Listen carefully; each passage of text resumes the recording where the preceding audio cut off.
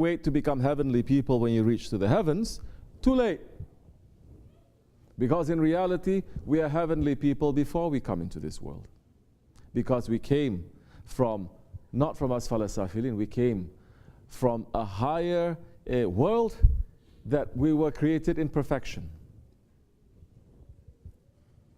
People are now preparing for Ramadan.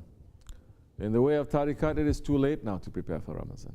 You should prepare for Ramadan at least in the 3 holy months, beginning of the 3 holy months. To start thinking, to start putting certain things away, to start understanding, to start making more meditation, more tafakkur, to understand what is this meaning. Because the holy days and nights that is coming in the holy months, it's supposed to do that to you. It's supposed to pull you back from whatever that you are doing dunya-wise, and for you to understand the night of Ragaib, to understand what it is, to ask. What else? The night of Mi'raj, to understand where we are going to go, where our destination is. The night of Bara'at, how it's going to affect us from the heavens to here. What we want, how we are going to be in this world for the coming year. So everything is supposed to make us to think. And everything is pointing to the fact that we have to chain up our what? Our ego. We have to chain up our shaitan. We have to pull back on our desire. We have to look at this dunya and to put our heart away from this dunya. If you are hoping to do that in the month of Ramadan, which Allahu Alam, if people are coming to the month of Ramadan with these kinds of understanding, because today's people understanding of Ramadan is, I'm going to fast and then later I'm going to cook and I'm going to eat. Oh, Ramadan means I'm going to enjoy, I'm going to buy so many things, and then later I'm going to celebrate.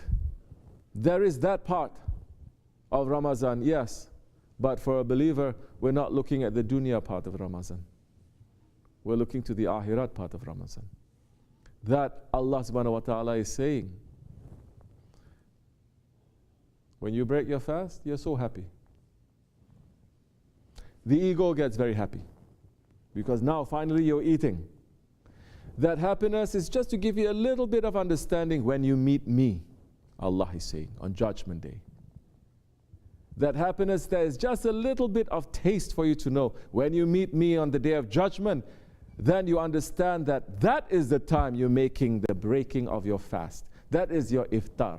That is, you are starving yourself now from that holy association, and now on the Day of Judgment, now it is broken for you. That fast is broken. You are there now. Now, for the believer, who else is there? Tell them they should go and rest. Go quickly. Sleep there.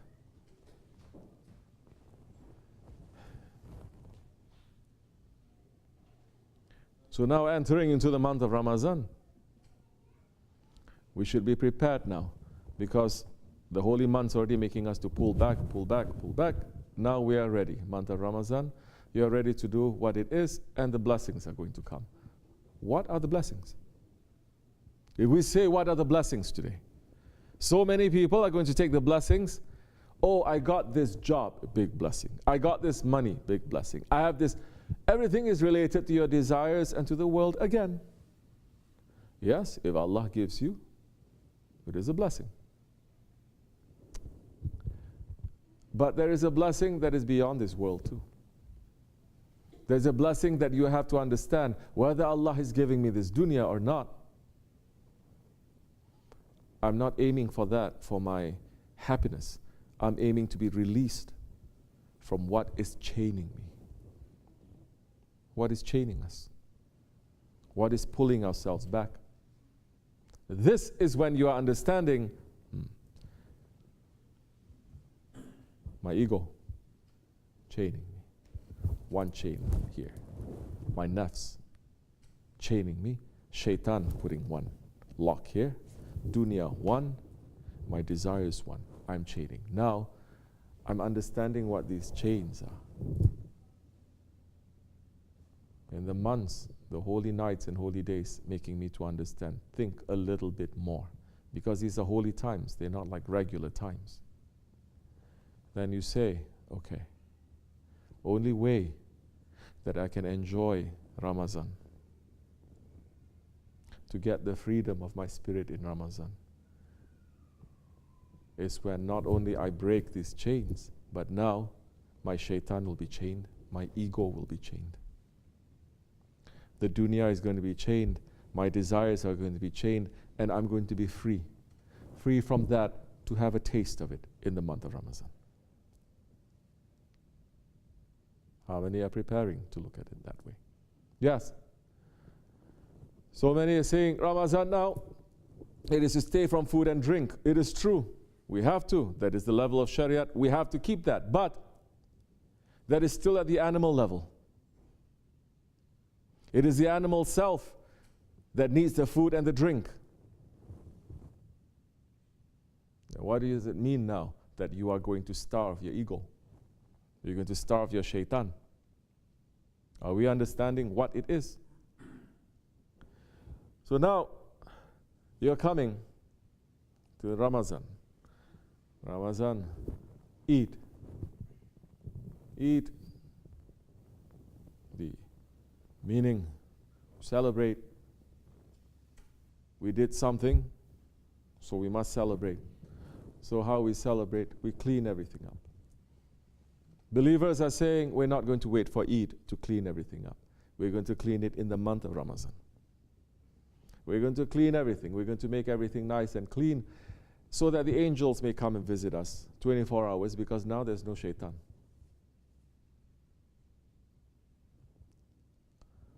Well, those who are a bit more intelligent, they are going to say, that is the physical cleaning of the house.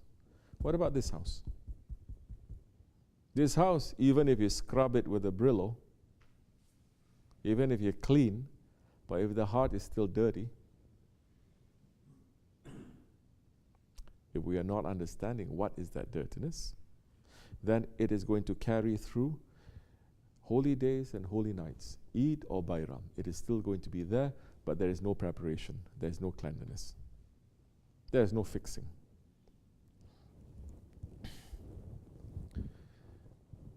So now, Shaykh Effendi said in a sohbet, to care. What they're saying in this country, sharing is caring, to share. Which,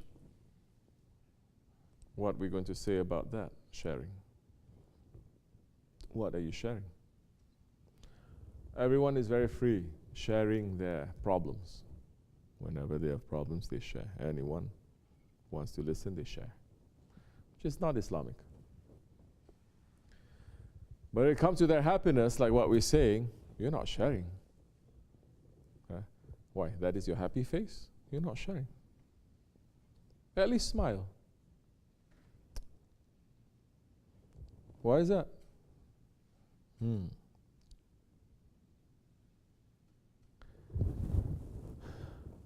So in here, we're not talking about just, yes, it is the month of zakat. It is a month of charity. But if we're taking charity, not the physical charity, the charity is the generosity. You are generous with your spirit. Now that time,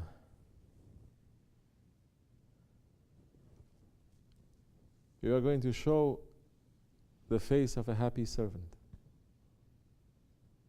not the face of an unhappy servant. Oh, but I'm not happy with myself. Then show your ugly, sad face to yourself. Take mirror, say, oh, this is very sad, I'm very bad, my ego is so bad. So show to yourself until you say, this is actually, let me look a little bit better. No one wants to look into a mirror and look at themselves and make themselves worse. None. Always looking, even if you're ugly, so, okay, now I'm better. Huh? None.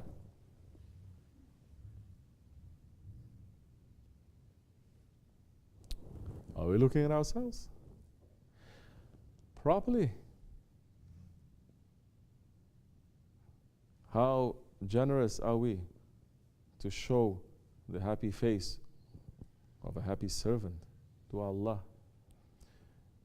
To show ourselves that we are unhappy by ourselves, but the rest, to share not our unhappiness, or not our anger, or not our stubbornness, but to show, to be generous. To be generous with that. This is old ways. You see the man, weight of the world is crushing him, but he's still smiling. You see this lady going through so much trouble, she's still smiling. We're asking, how are you? Allah Kirim. And they mean it too. Allah gives and Allah takes. They're happy. They're showing that. And they're not being fake. This time is gone. Allah giving so much in every direction. One direction He's not giving for our own good. We get so angry and so rebellious. That's the only thing you're going to show now. So how are you going to be generous? First, be generous to each other. Don't say, I'm being generous to Allah. Allah is the Lord of generosity. Allah doesn't need us to be generous to Him. He's not in need of nothing.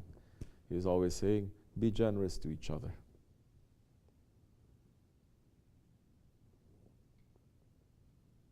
Look to each other's needs.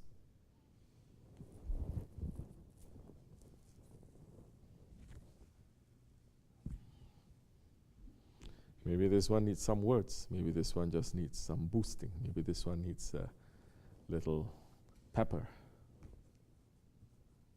This is when you're going to look at each other and start forming a jamaat, forming an ummah. Now, when you form this ummah with this kind of thing, your heart starts to move, not just to you, but to others. That when that one is hurting, you will hurt too. That the believer is one body. Now it's just separated.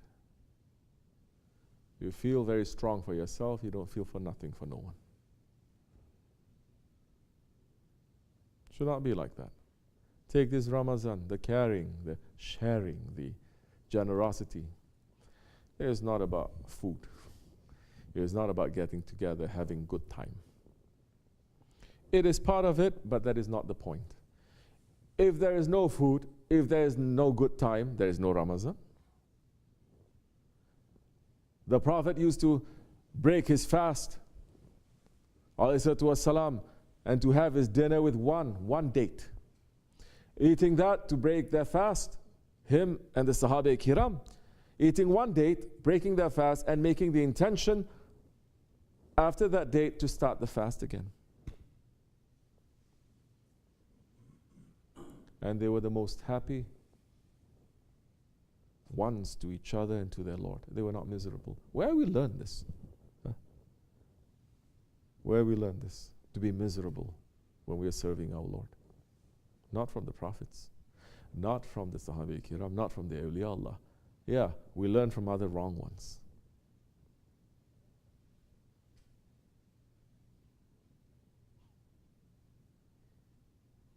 So yeah. What you're going to do now. Start looking, caring, look beyond and thinking.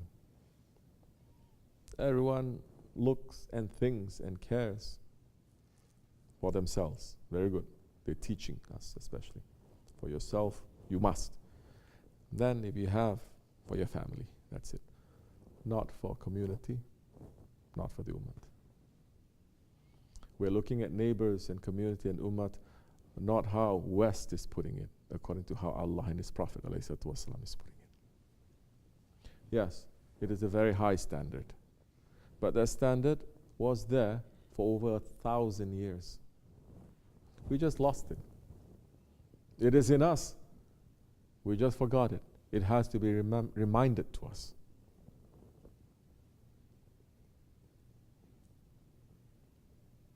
We have this opportunity now, living here. Take it. Not too many have this chance.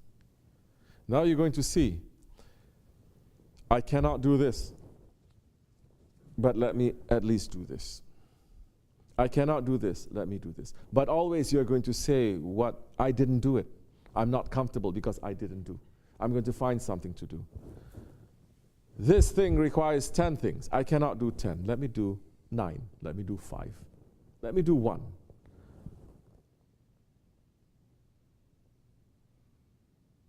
They get very upset when they say they're not even giving 1, and they just close their eyes and turn their face for months, letting things to pass.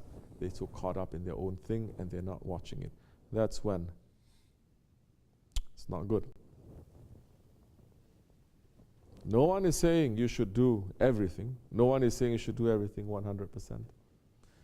But you're going to use your intelligence and to share that intelligence and to say, I cannot do this, let me find this, let me do this, let me do this, let me do this. You're not just going to sit and say, what can I do? I'm so busy. I have this, I have this, I have this, I'm so busy. No.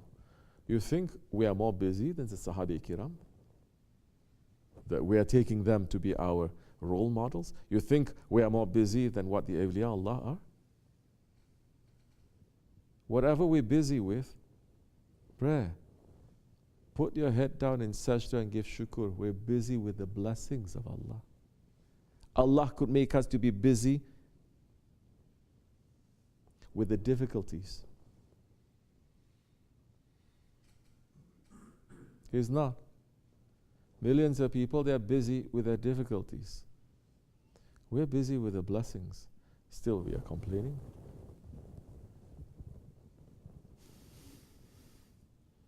Get your heart to work. This is important for Ramadan. Get your heart to work. Yes, after this, people are going to fall into a routine too. But you're going to shake yourself up. You're going to say, okay, I do this. Let me do this other thing. I cannot do this. I didn't do this. Let me do this. Once your heart starts working, the doors will start opening. The honor will descend on you. You are figuring things out by yourself. Your heart is going to be connected in that time. Then that time you don't need. You are not at the level of a donkey, where if the stick is taken and the stick is hit, and then that's the time you're going to go. When you're not hit with a stick, the donkey doesn't go. You have to hit it again, then it goes. It goes. People are going, but we are not donkeys. Why is it necessary for this?